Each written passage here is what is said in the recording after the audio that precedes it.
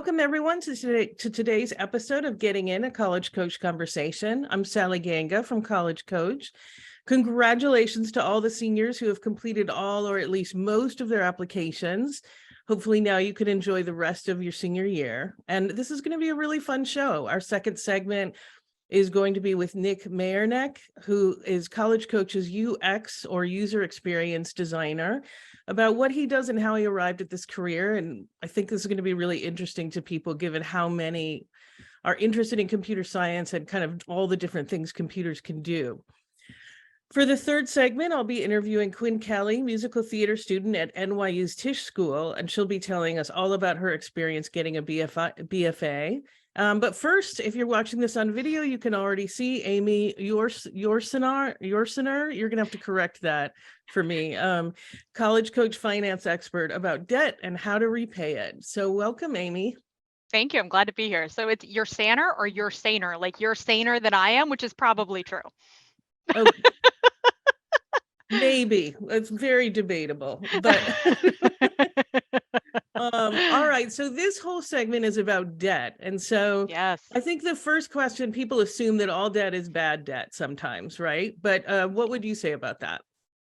I would say debt isn't necessarily good or bad. It is, but then you're going to hear me sound like I'm going to contradict myself because is there what's considered good debt and bad debt? Yes. But as a theory in its whole, debt is not a bad thing. You need it in your life.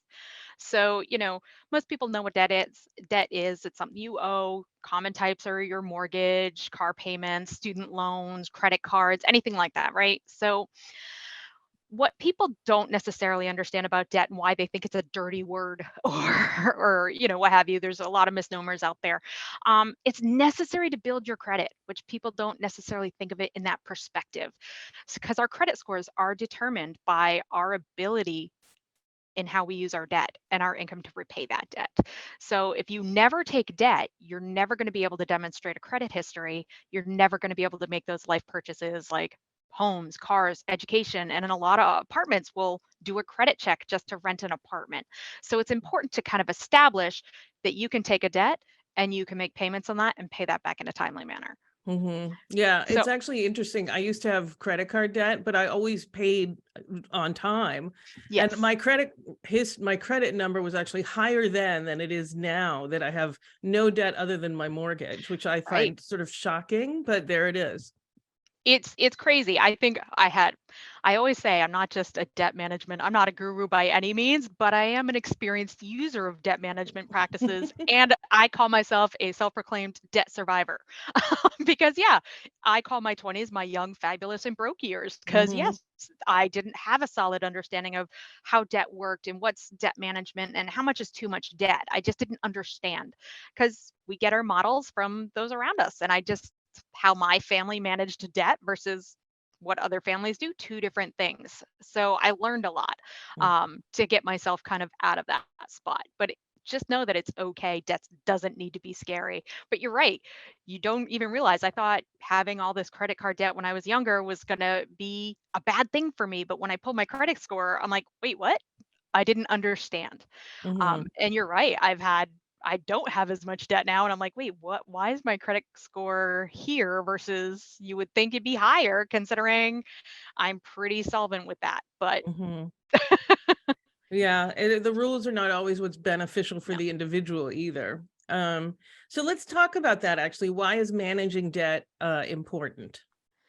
it really it really is about managing that score and managing your ability to borrow down the line. But really what I want to get at here is debt management is it sounds like a big word, it sounds like a big burden over your head, and I think it's because anytime you talk about money, people get immediately stressed and they're like, oh, I owe money and I can't possibly owe money, because they think that's the end of the universe when it's really not. But debt management is really just putting a plan in place. It's how are you going to pay that back?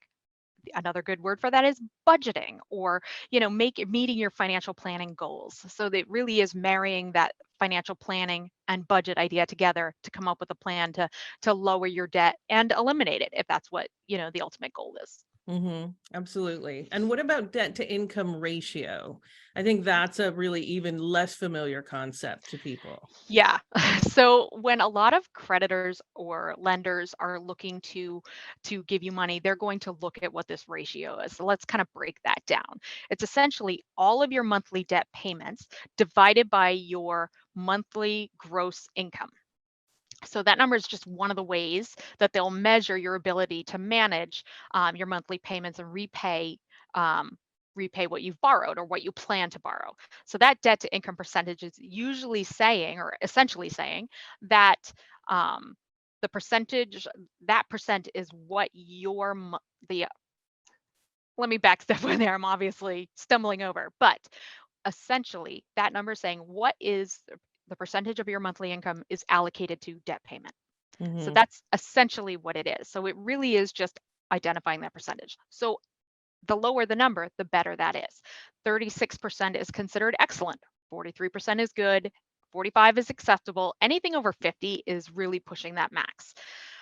It's really important because, again, the lower that percentage is, the better the interest rate you're going to get. So, again, this is beyond debt. This goes into another whole area of, okay, what interest rate are you going to get on your mortgage, your car, your credit cards, any kind of debt that you're going to borrow? Mm-hmm. So, being able to show that you can manage your debt gives the confidence and it reduces the risk for the lender when you have a lower debt to income ratio. And that kind of thing is super important. I mean, for a mortgage, having 1 percentage point lower on your mortgage is such a huge savings, as For one sure. example. Yeah. Do you need a debt management company? I mean, the ads say you do.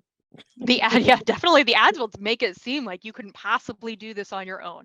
I'm here to tell you, no, you do not need to hire somebody to do that. And if you think about that, you're like, why would I need to pay someone when I'm already trying to pay down debt? So now you're going to expend cash over here where you could actually put that to your debt. So do you need it? No. I plan to give you some methods to start out with that you can take a look at and find what's the best for you. You can create your own plan because nobody knows your budget, nobody knows your income better than you. So you've got this. Um, so definitely you don't need to pay somebody to come up with the options. Great. All right. So, what are some of those approaches to managing debt and the pros and cons of each one? So the first one I want to talk about is the snowball method. You may have heard it out there before, but essentially it's about ignoring the interest rates and starting by listing out all of your debts based on how much you owe from the smallest to largest. So you'd be making the minimum payments on all of the debt and pay as much as you can each month to eliminate the smallest one first. So after you pay the smallest one, then you go to the next smallest one, and the payment that you were making on that original smallest one, you're going to make to the next payment. So you would add that to the minimum payment. That becomes your new payment. So you can then tackle that debt too. The pro of that is it gives you the motivation because it's and the psychological boost of that small win, which, to be perfectly blunt and honest, it's the method I used when I was paying off my debts, listing them all out, seeing where I was, seeing how close I was.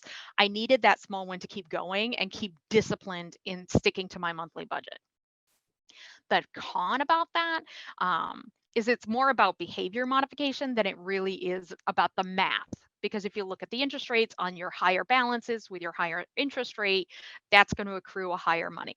But in the grand scheme, you got to see what is the psychological benefit you need as an individual. For me, it was that small win. I needed to feel like I was taking back my financial freedom and having those wins. So that was the driver for me.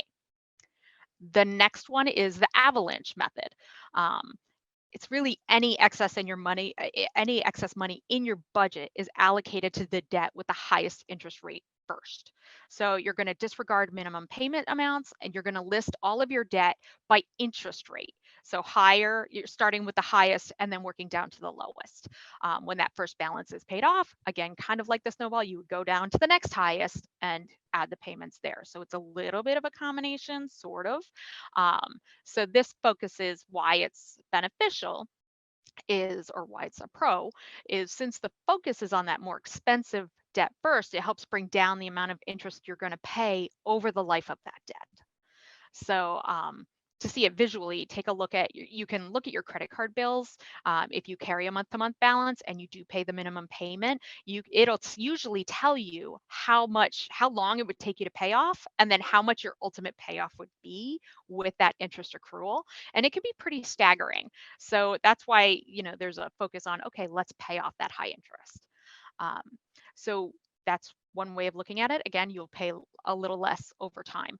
The negative is it does take more commitment and discipline, because you're not going to have that short-term gain to keep you kind of motivated to continue on. Particularly if the one at the highest interest rate is a pretty high balance. So just keep that in mind. So if you need the little wins, this plan probably isn't the best for you. The next one, I promise I won't talk forever, but I've got two more for you guys today. The next one is called the debt fireball method. That one is really a hybrid of the snowball and the avalanche. This is going to come back to, their debt isn't good or bad, but sometimes it is. So they're going to have you categorize it as good or bad. And in their terminology, good and bad is in reference to your interest rates. So it's considered good debt if your interest rate is less than 7%. If it's over 7%, it's considered bad.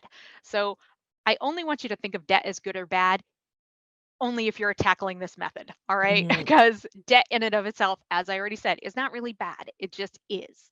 So make your lists. You're going to keep the good debt.